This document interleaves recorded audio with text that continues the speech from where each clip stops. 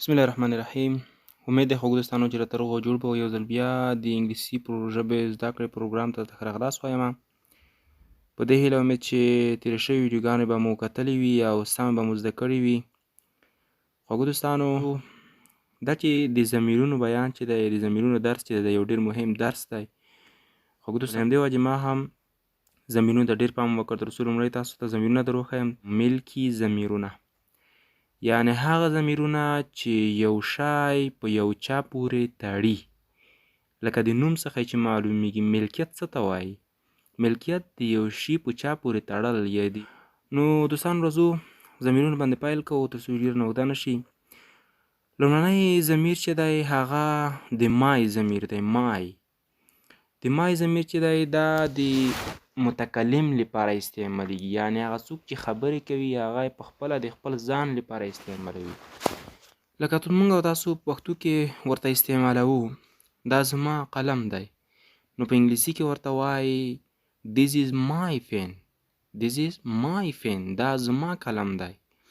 وګورئ دوستان، دلته ما استعمال شو، خو په خپله د خبرې کوونکي لپاره استعمال شو.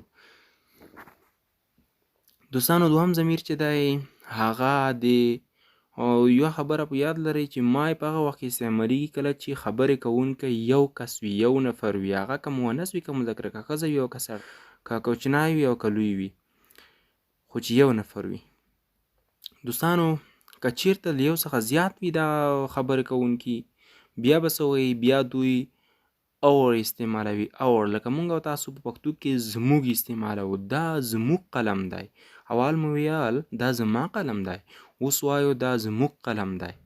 همدا قسم ته د انګلیسي کې بیا ورته استعمالیږي This is our pen. This is our pen.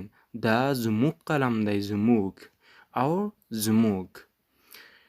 او بل ضمیر چې دی ملکي ضمیر هغه your دی. your. دوستانو، لکه څنګه چې موږ تاسو پښتو کې وایو دا ستا قلم دی، دا ستا قلم دی. همدا قسم د موږ انګلیسي کې بیا وایو This is your pen. دا ستا قلم دی. This is your pen. دا ستا قلم دی. بیا دوستانو، دا your چې موږ استعمالوو د مخاطب لپاره، یعنې هغه کسون چې موږ ورته خبرې کوو، هغه که یو وي او که لاس وي او که شل وي او که زر وي، یعنې که یو وي او که جمع وي، د ټولو لپاره your استعمالیږي.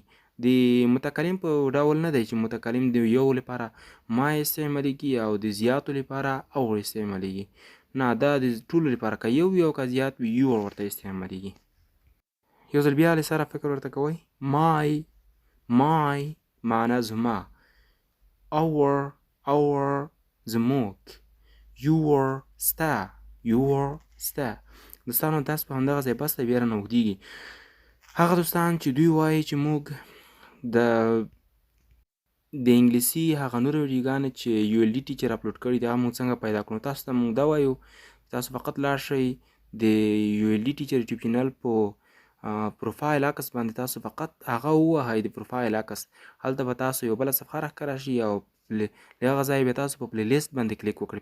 پلی لیست ووهئ او هلته به تاسو لاندې خپله وګورئ چې د لرنینګ انګلیش په نوم سره مونږ یو پلی لیست جوړ کړی دی، یو کورس مو جوړ کړی دی. تاسو له هغه ځای کولی شئ چې زموږ ویډیو ته لاسرسی پیدا کړئ. خوږو دوستانو، درس په همدغه ځای بس دی. زموږ ULD ټیچر یوټیوب چینل در سره سبسکرایب کړئ تر څو هره ویډیو چې موږ اپلوډ کوو تاسو ته بې له کوم سرچ او پلټنې څخه ډېرې په اسانۍ سره او په سهولت سره در ورسېږي. له درس څخه محروم نه شئ. د نن لپاره همدومره بس دی. د بیا لپاره د الله په امان. الله مو مل شه. خوشحاله او اباد اوسئ.